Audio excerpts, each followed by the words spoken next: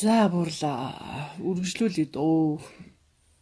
Хариуцлагын тухай хүүхд асуусан байсан. Тэгээд хариуцлага гэж тэгвэл би тэн дээр ингэж хэлээ. За. За би нэг ноён. Миний хариуцлага юу гэвэл. За дайн болвол би 1000 цэрэг цуглуулах үүрэгтэй. За тэрийг нь дүүргэх нь хариуцлага. Өөрөөр хэлбэл хариуцаж байна гэдэг нь арт түмнийг яаж ухуулад тийм үү? Ам тангаргийн яаж бүрдүүлээд энэ хотгон төлөөлөн 1000 цэрэгийг нь хэдий насны хэдий чадвартай амьд үлдэх тэнхээтэй цэргүүдээр чуулуулах нь миний хариуцлага. За нөгөө тайгуур бой тэрэн 1000 цэрэг гардаг 700 гад өрх айлаа. Яг өдөртөө минь тийм үү? Оршихудаан тогтвортой. За үр хүүхэдтэй нөөлөгтэй. Өнөө мөнхийн жаягтай тэгш аж төрхийг бас хариуцнаа. Хоёр талд хариуцлагатай. за Ухамжтай. Өнө нь би Монголын ноён болж байгаа хариуцлага. За энийг хариуцааснараа би нөгөөтэйгөө төрд засаг ёс хэлцэх ард түмэнд нь гай төгтгмөр юу ирэх мэдээлэлээр хангагдаж мөн хөшүүрэг авна. Ухамжтай юу. За энэ нь миний эрх. Өөрөөр хэлбэл хариуцаж байгаа учраас би ийм эрх идэлдэг. Ухамжтай юу. За энэ хөшүүргээрээ би урлаач ардуудан алт мөнгө үнэт чулуу хүдэр бялт зоригээр хангана. Өөрөөр хэлбэл энэ нь миний амьдарч байгаа нутагт байхгүй учраас би өөр ноёдоос одоо хилц хийсний хүрээнд заримдаа төрөөс тусламжаар авдаг. Түүнийг зэвсэг болгож ээлдэ болгоно, дуулага болгоно, аймаг болгоно, сав суулга болгоно гэдгээр арилжаанд орох хэрэгтэй. Энийг би хэдээр үнэлэх нь миний толгой мэднэ. Ямар урд үргэж тэр айлдан хэдийг өгөх. Алдаа хэдийг хожих нь миний дураа. за Ухамжтай арилжааныхаа хонжоог авах хэрэгтэй. За ийм л юм. Ухах нь миний хариуцаж байгаа орон зай. Тэгвэл за анх эцэгийнхээс гал тус гарлаад өрх болж байгаа. Тэр идэр хөвөн ямар хариуцлагатай гэвэл тийм үү? Төрдөн хэм төлнөө. Тийм үү? Тэрний урдд төлөхийн тулд төрөөс авилга авнаа. Анхны маллагааны гарааны хөрөнгийг авнаа. Эцэг эхээс гадна. Ухамжтай юу. Тэр нь 3 настад чуулуулж нөгөө жил болгоно 1 хонь байна уу? 2 жилд 1 хонь байна уу? 3 жилд 1 хонь уу? Амжиргаанаас хамаарат чуулснаа. Тийм үү? 19-ийг нь авна. Цуглуусныхаа. Тэр хугацаанд би тэр айлаас авж байсан төлгийг нь өөрийн малд нийлүүлэн өсгөн өндөлгөж зудан далдаачихгүй, ганд туучихгүй явах хариуцлагатай. Ухамжтай юу. Төлгийг нь би өөрөө авна. Тоо бүхий хоныг нь эргүүлээд өгнө. Ухах нь ухлаа. Өөрөөр хэлбэл 18 таад хүнтэй сууж байна гэдэг чинь 15 төлөвтэй болцсон байна гэсэн. Ерөнхийдөө нэг бүл тусгаар болон гарахад 20-од төлөв өгдөг. Өөрөөр хэлбэл 15-ыг тушаахад 20 болгож өгнө.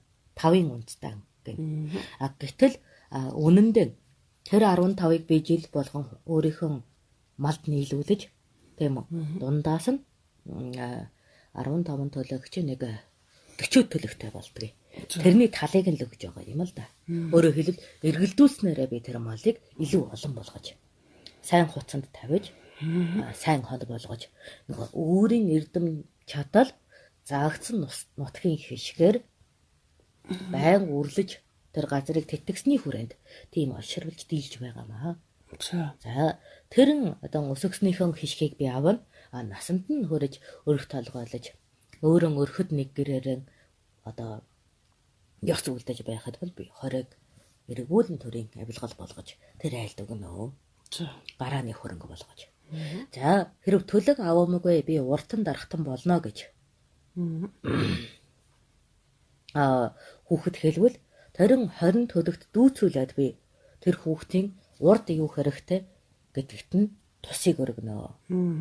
Жишг нь алах төш гуйж болно. Хөөрөг, хуй гуйжин болно.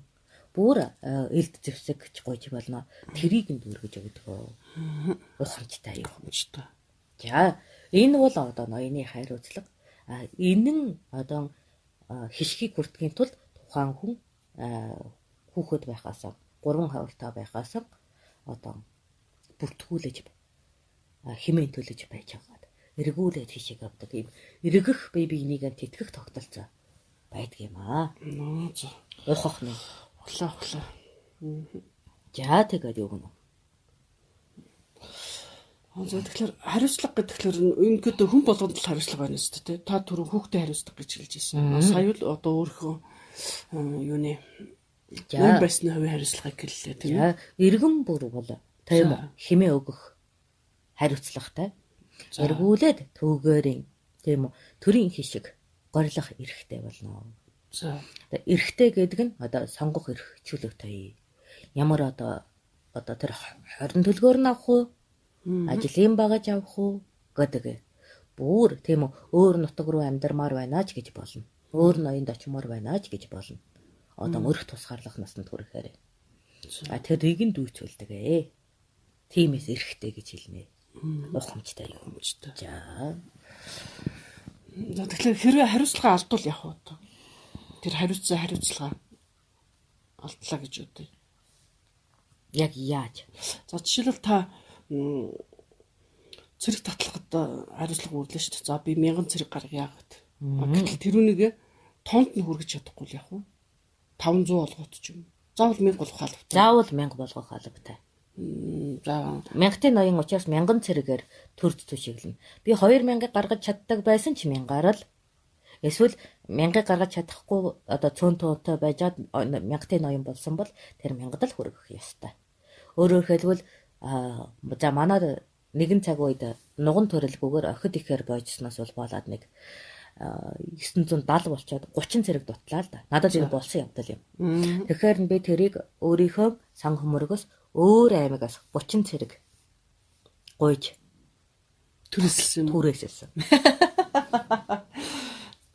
Тийм үү. Тэгэхээр тэр хүлээсэн үүргээ заавал биелүүлэх гэдэг шүү дээ. Миний бодлоор бол та 500 гаргасан юм чинь өшөө манад байхгүй юм чи яах юм гэдэг ингээд гүрийчж болмоор санагдаад байгаа байхгүй болохгүй. Өөрөөр хэлбэл 1000-ын ноён болж тийм үү. Би төрөөс хөшүүрэг авдгийнхаа хүрээнд тэр л үргээ хүлээж 1000-т болно. Хэрвээ би 1000 цэргээр тус үзүүлдэггүй байх юм бол 1000-ын ноён эрхээ алдна. Өөрөөр хэлбэл төрөөс өгдөг хөшүүргэн алдна. Тэгэхээр төрөөс танд одоо 1000 цэрэг гарна гэдэг үднэс ямар нэгэн хөшүүрэг гэдэг чинь одоо юу өгöd байх гэсэн үг вэ? Цалин бүнлүү янз бүрийн өгöd байх гэсэн үг үү? Юу өгöd байх гэсэн үг хөшүүрэгт нь? Яг миний алдаад бол хөшүүрэгт нь би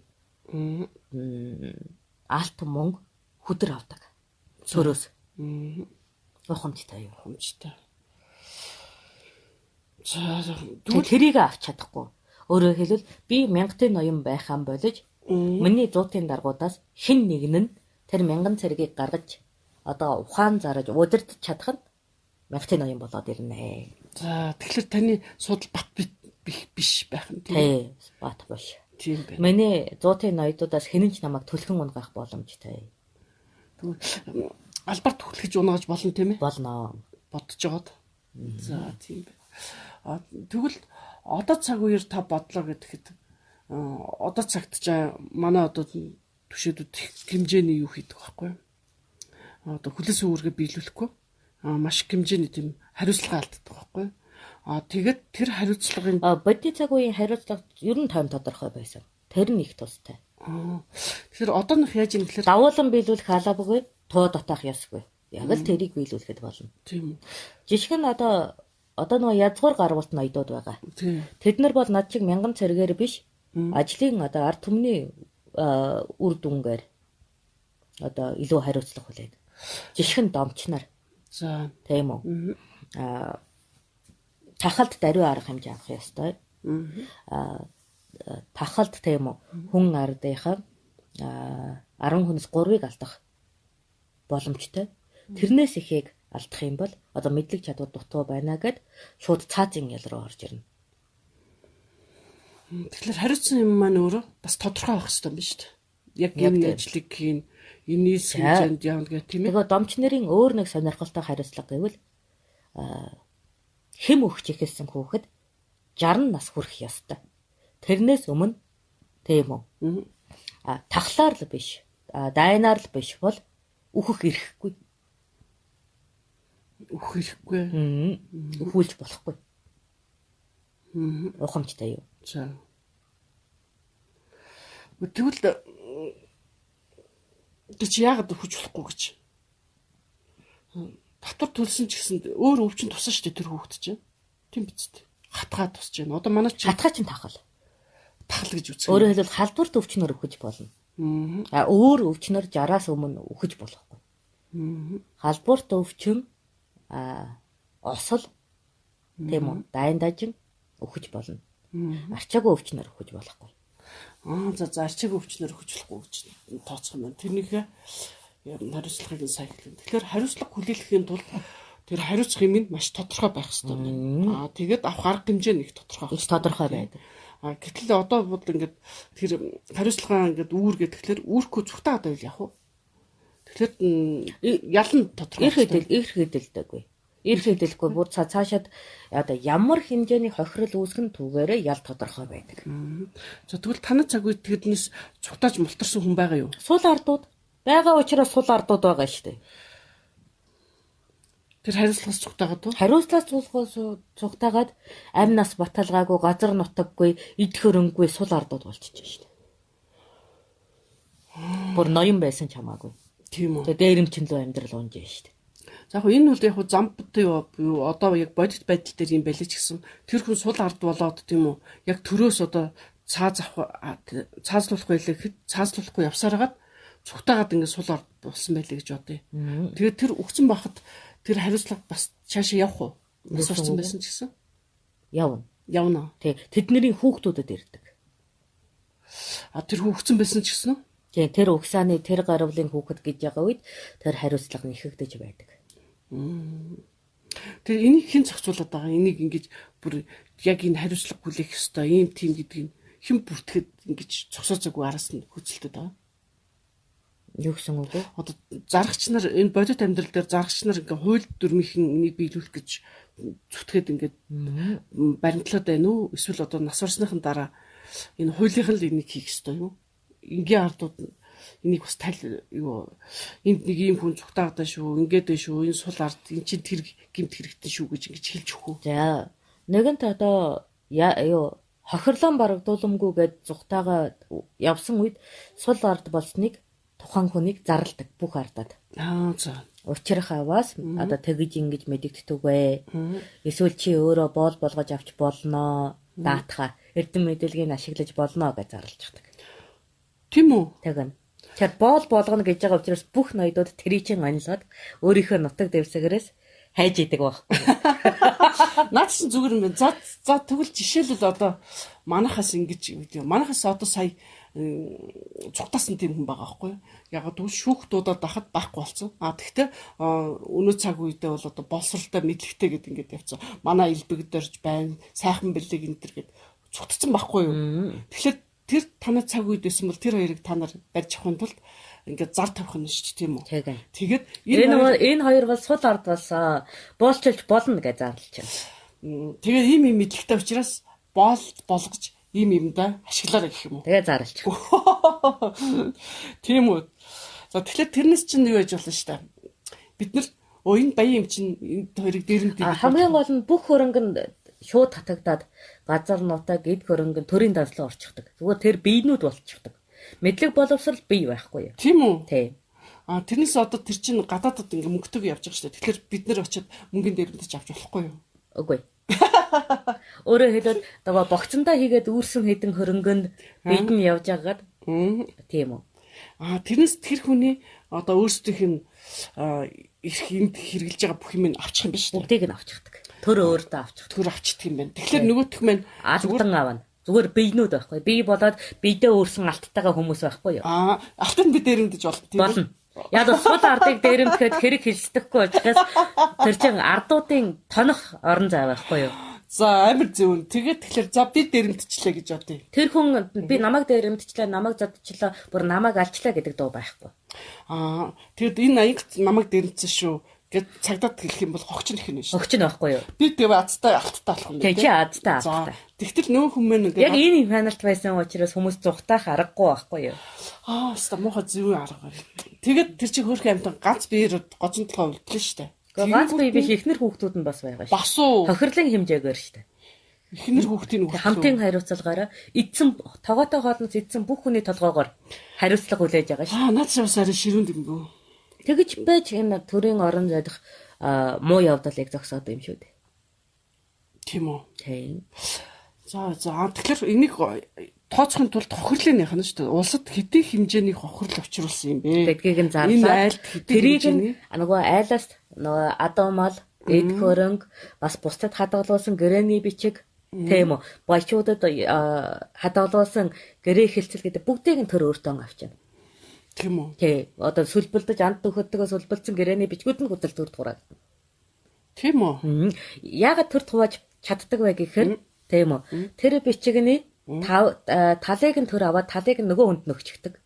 Учираас төрдөө айгүй хурдан аваачиж өөрийн хөрөнгө болгохыг хүсдэг байхгүй юу? Нөгөө хамсаатнууд нь хамсаатнууд нь заваарцэн тий. Ойлгоно. Тэр талаар нь бүртгээд авахар чинь нөгөө тохирол тодорхой хэмжээр барагдана да. Үлдэснийг нь боолын орон цагаар нөх гэж хайчихдаг байхгүй. Тийм үү. Тэгээ нэг ясандаа бол ингээд дураар нь ингэж тавиал тэгээ бүх юм ингээд авчих юм өстэй. Харилцаатай буулганы нөөцт нь аваад тэгээд тэр хүн манай тамаагүй гэдэг ингэчиж тийм. За тэгтэл тэр хоосон гоцон толгойтой байлаа гэхэд эрдэм мэдлэгтэй байвал өөр хүн бас ашиглаж боол болгож байна. Боол болгож болно. Тэр над чи яаж толгоонд нэм ордог байна. Яг хөвд аимшигтай цаг үе байсан учраас л толгойд орчихгүй. Тэр үеиг бодол чи одоо сайхан болсон биш үү? Тэгтээ хохирол нь их байна л та. Бид нар чинь хурч байна. За энд нэг хүүхэд ингэж байна. Хариуцлагаа дааж яваа эсхийг нь харахын тулд мэдээллийн сүлжээ хэрэгтэй болох нь гинэ. Мэдээллийн сүлжээний ямар хэлбэр байсан мөн мэдээллийн үнэн худлыг яаж тогтоох вэ гэж. Толгойдоо ховлогч нар байсан. За ховдогч нар. Өөрөөр хэлбэл үнэн юм ярина гэж төрд зүтгэж түүгээрээ өөгшүүлэгдэн амьдрахсад байсан. Тань шиг үү? Тай. Тань. Яса. Амар баяр авталтайгаа тань гинэ. Надад чиг тэгээд хоогчм байна. За хооч эмгэн байна. За жида байна. Хин? Жида. Жида юу? Алдартай ховчтоос. За. Тэгээд хойд чин сүлдөөсийн сархар байна. Байранд чинь болт байгаа. Гэхдээ ер нь нэг аймаг отог болгонд төрөөс авилгал авч хов зөөдөг амьтад байдгийг. Өөрөөр хэлбэл толгоогоор үннийг хэлж гэнэ гэж. Хэрвээ миний энэ үг худал байх юм бол миний толгойг ав гэж. Тийм үү? Тийм. Амнасаар энэ чин тавьж хов зөөж төвгөөрэн шан харамж авдаг хүмүүс байдаг. Тэгэхээр хогч юм бас тийм байсан гэх юм. Өөрөөр хэлбэл баттай мэдээлэл хэлж өөрийнхөө толгойг дэнчин тавиад тэгж одоо мэдээлэл өгдөг мөнгө авдаг. Тэгэхээр одоо одныхоор тагнуулын байгууллагын ажилтдаг гэсэн үг юм уу? Эсвэл сайн дурын ажилт юм уу? Нэг талдаа сайн дурын. За. Нөгөө талдаа амь нас эрсэдсэн ажил. Тийм байна тий. Худлаа ярих юм бол толгойг давж болно шүү дээ. Тэгээ хэр их төрийн үйл ажиллагаанд тусдаа мэдээ зүүн төдий чинээгээр алтаа богцолно. Өндөр чигнэл авах юм байна тийм. Хэрэгцээтэй мэдээлэл бай гэдгээс хамаарна. Гэхдээ та нар ховч гээд нөгөө одоо эсрэг талын чи алж болно шүү дээ. Яг алахгүй байгаа. Болно. Харин тиймээс амь эрсэдсэн ажил гэж байна шүү дээ. Тийм байна тийм. Энэ муу ховч энэс л боллоо гэл тий. Тий. Хамаг мэдэг бид нар амь насаараа одоо дэнчин давж тэр мэдэг баримттай нь олж ирнэ. 5 баримтаар олж ирнэ. 5. За ямар 5? За нэгт гэрч. Гэрч. Хоёрд газар. Газар юу газар? Хаана үлдсэн юм бэ? За гэрч газар. За өөрөөр хэлбэл тэрнтэй хэмт бай. Хин хамт байсан бай. За газрын бодлоо. Газар байна. Гуравт зүс.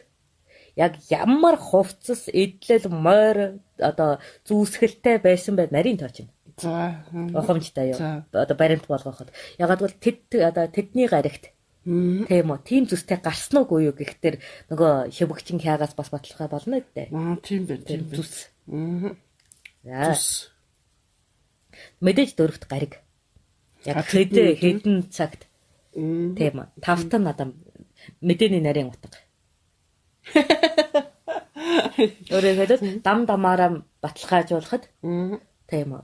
За тэгэж яриад тийм шагаагаа сайлалцсан. Тэгэж ярьсан шүү гэж нарийн ховс. Нарийн ховс. Яа. Инэттэй юм бэ яасан. За. Тэгээд өөрийгөө мэдэгдэхгүй өчнөө ховчнор байгаа. Эн тентхийн нүд чихнүүд. Ер нь засагч нар дор хаяж доороо нэг 10-аад ховчтой байдаг байсан. Ухамжтай юм. Би бол алдар суутай альцхан баригдсан ховч л доо. Гэхдээ би юу гэж өөрөөрөө ховлж өгöd байх вэ? Миний доор чинь 100-аад ховч байгаа шүү дээ. Мэдээ олж өгдөг. Тийм байна. Ухамжтай юу? Тийм байна. Тэгээ тэднэрээс мэдээ олж ирээд өөрөө дахин баталгаажуулаад тэгээд ар явдлыг нь тооцчоод ахин тэнд хов угчаад тэгээд мэдээлдэг нарийн тооцоотой өвгөн байлаа гэж. Өөрөөр хэлбэл мөргөлдүүл хидэн хов үйл явдал болгоно гэсэн үг. Ухамжтай юу? Тийм байна. Хин хамт байсан гэнэ. Тэр талын ховч нараас очиж мэдээ базаад бол. Та хоёр чинь ингэж байгаа ма тэгвэл ийшээ чиглээд байна гэж таамагж ирээд тэр газар нь очиж бас аж байдлыг нь шалгаад бүх төлөвлөгөөг нь илрүүлчихэд ховлоо шүү дээ. Тэгэж яринчиг утна. Хөвчлөлтэй байна. Авис байна бас тэнд. За одоо бол хуулийн цорхоо их байгаа гинэ болохоор хэн дуртай нэгдэж угаад байгаа юм байна. Дээр нь бидний үүрэг хариуцлагаас болж улс их орн минь дордоод байгаа юм байна гэж ойлголоо гэж байна. Зөв үү буурлаа? За тэгээ тунгаадаа. Тунгаадаа гэж байна. Ардын дундах тагнуулд ажээ их аюултай ажил хийдэг гэжээ гэж таныг. Тийм байна уу? Ардын дундах тагнуул юм. Тийм үү? Үгүй бой чи ноёдын дундах тагнуул байхгүй юу? Миний чин доороо ардын дундах тагнуултаа гэсэн. За 100 тагнуултаа тий. Тэгээ тэр зуу чинь яг миний отгийнх биш. Өөр утгатай. Өөр утга. Та нэг олон юунууд олон өнчин хөөгдөө тэрийг эн тэнтгүү хөргөн бэр болгож тавина гэдэг чинь бас л ховоо базах гээл хийж идэг ажил байхгүй юу. Тийм. Нөгөө олхнууд октоудаараа хов баацдаг шиг би бол өнчтүүдээрээ хов баацдаг байсан. Тийм шүү дээ. Нэр тэр олхнууд гэдэг чинь яг отгохтой өөр юм биш. Танд өнчнүүд ихэд тусалдаг байсан бол олхнуудад октод их тусалах нь шүү дээ. Тэгэхээр тэр октын нөгөө тэд нар чинь яадгийн ховын өвөрт хөвтөж байгаа юм чинь. Бүр амар хүчээрхэг. Тэгээд эр нөхөр тэгж хэлсэн гэдэг чинь аим шигтэй хов бидтэй. Тий. Таних бол ингээ өнчтөд чинь өнчин боёо нөгөө малчин нана, нөгөө урлаач, нөгөө гэрийн цэвэрлэгч, нөгөө аягийн угаагч нь ховлон шүү дээ. Тэр хоёр тэгээд байсан шүү гээд. Тэгэхэд чад. Айхтар. Тий. Тэгэхээр чин юу гэж шүү дээ. Тэгэхээр чин тэр октоодоо ховч сурахын тулд тэр олхнуудын чинь бас нарийн сургалт хийдэг байсан баг та тийм ээ. Юу хийдэг байсан бол да. Тэр нарийн. Амшигтэй. Гэхдээ тэр чинь тэр газар очичоод тэр нөхөртөө хайртай болно үсттэй.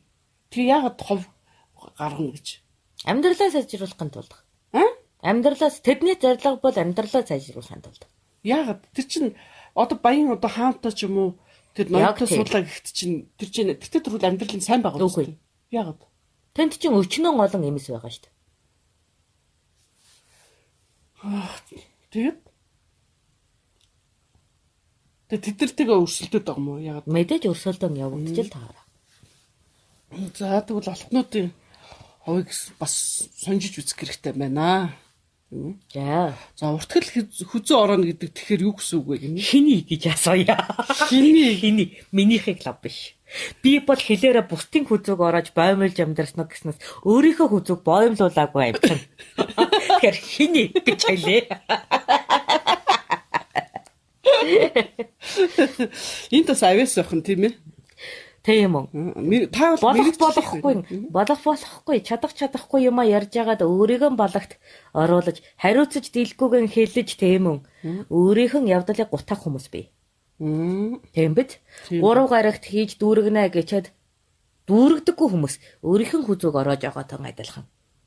Тооцоо муутай байна шүү дээ. Тийм бэ. Ухамжтай юу. Энэ бол өөрөө тооцоогоо дүүргэж чадаагүй хүзүүн ороолт. Гэтэл над шиг хов хөөцөлдөж бүтээх ажлын жимийг тодолж байгаад дундаас нь унц олгож тийм үү. Явдаг тийм урт хэлтэй амьтад бас байна. Тэр нь бол бусдын хүзүүг ороогоод явж байгаа юм.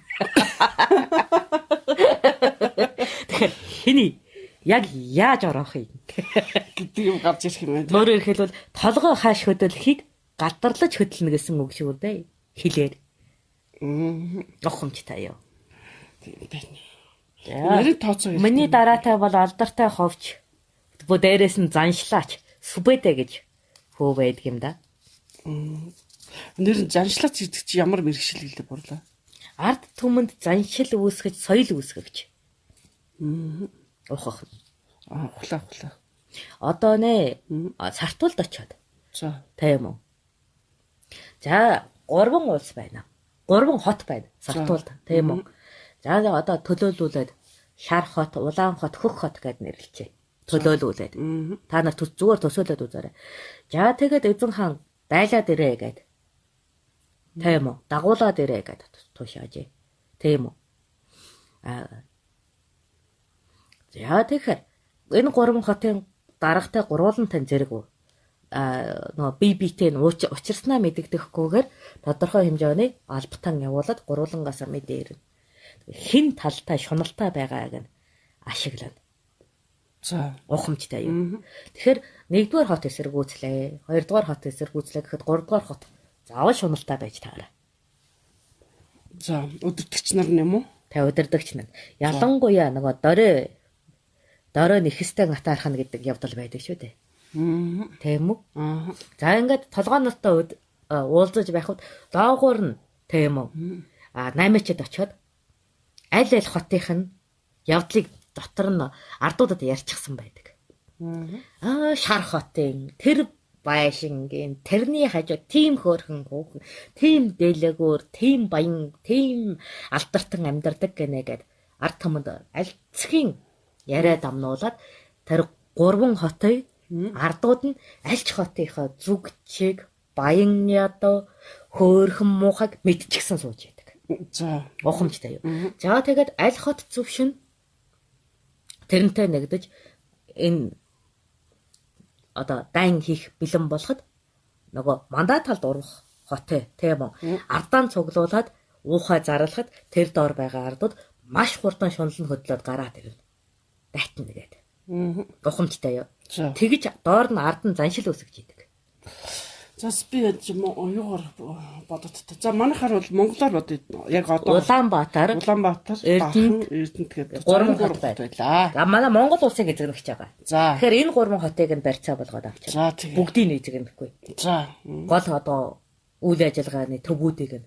За Улаанбаатар хот их хязамтай. Эрдэнэт их эрдэнэстэй гэхээр Улаанбаатар дархны одоо энэ их эрдэнсийг авах гэж байгаа. Эрдэнэтийн их хөрөнгийг авах гэж байгаа дархны эзэн шуналтчил таараа байхгүй юу?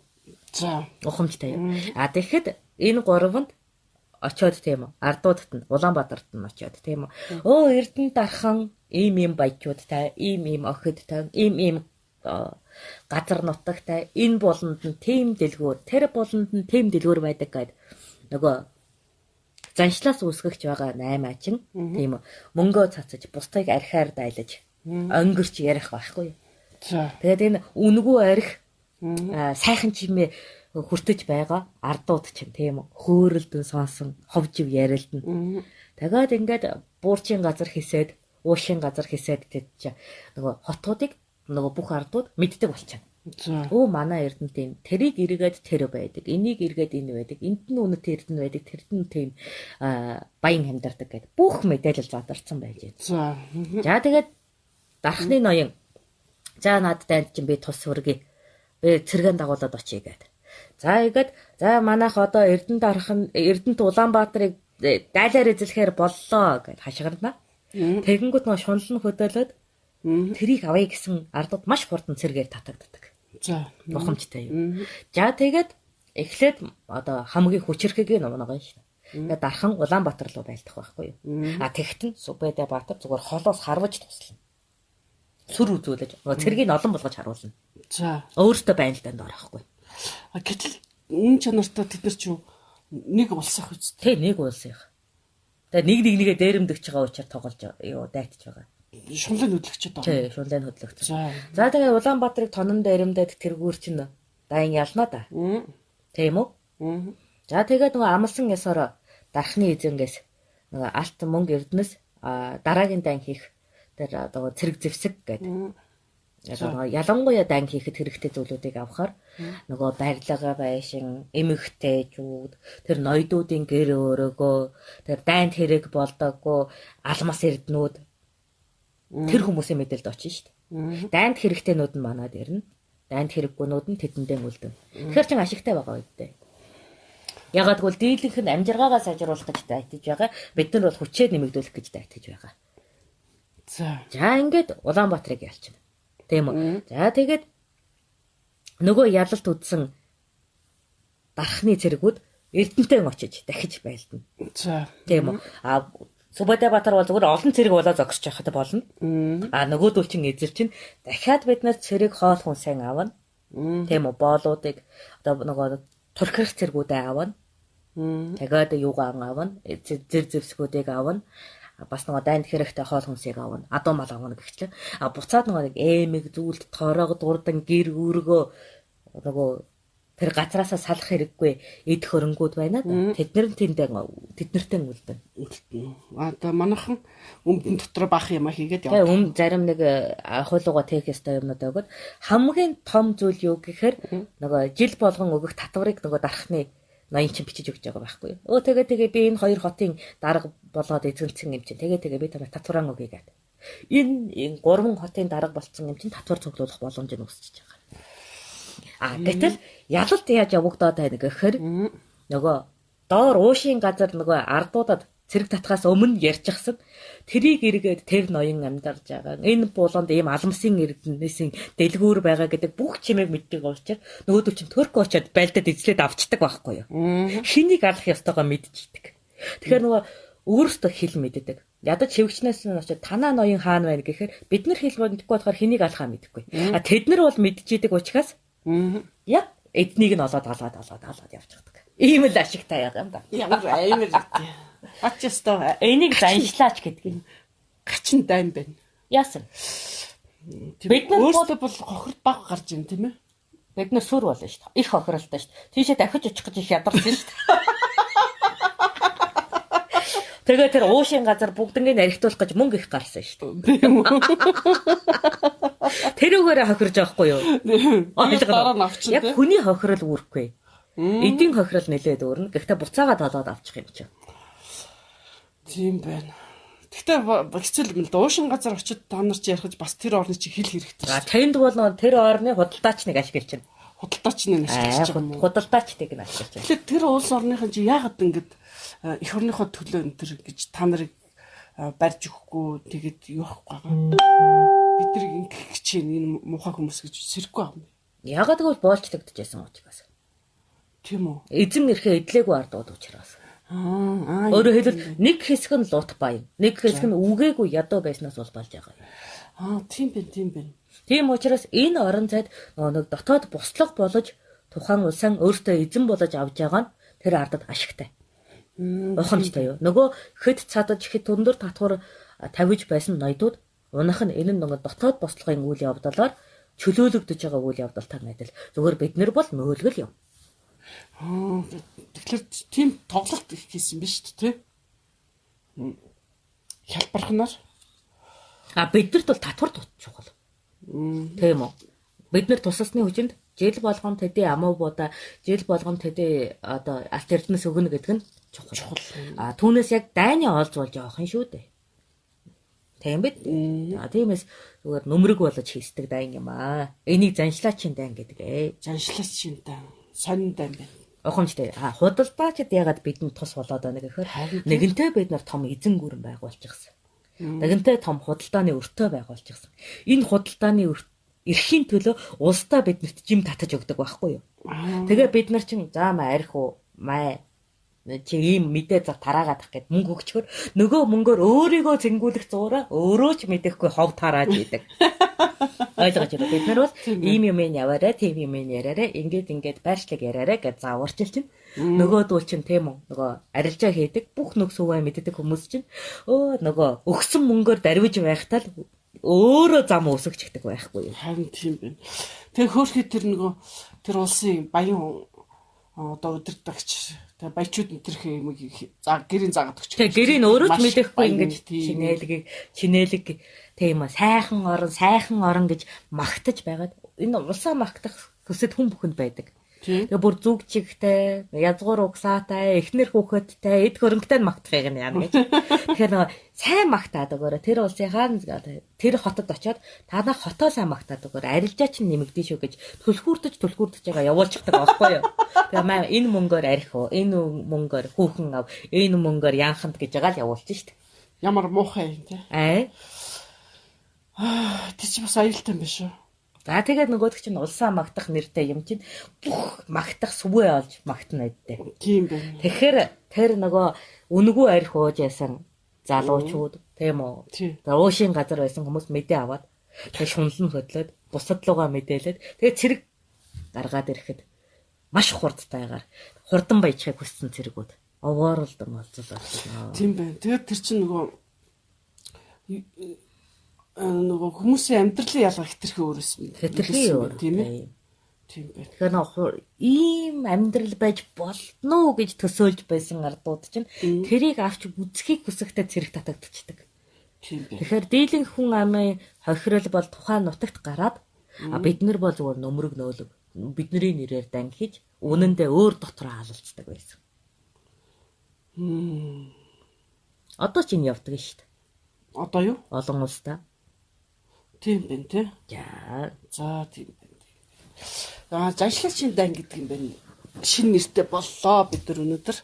Тэгэхээр энэ жаншлаачийн дайныг одоо ч хийж л байгаа юм шүү дээ. Энийг Америкт бас хийдэг юм байна гэж ойлголоо. Тэр цаг үед ээжсэн дай одоо ч гэсэн хийгдэж байгаа юм байна гэж ойлголоо. Бид нар ч гэсэн бас сэрэмжтэй байхгүй болохгүй байна. Их сонирхолтой яриа байлаа. Хөх одоо чи 2 болж. За сайхан амарцгаагаарай.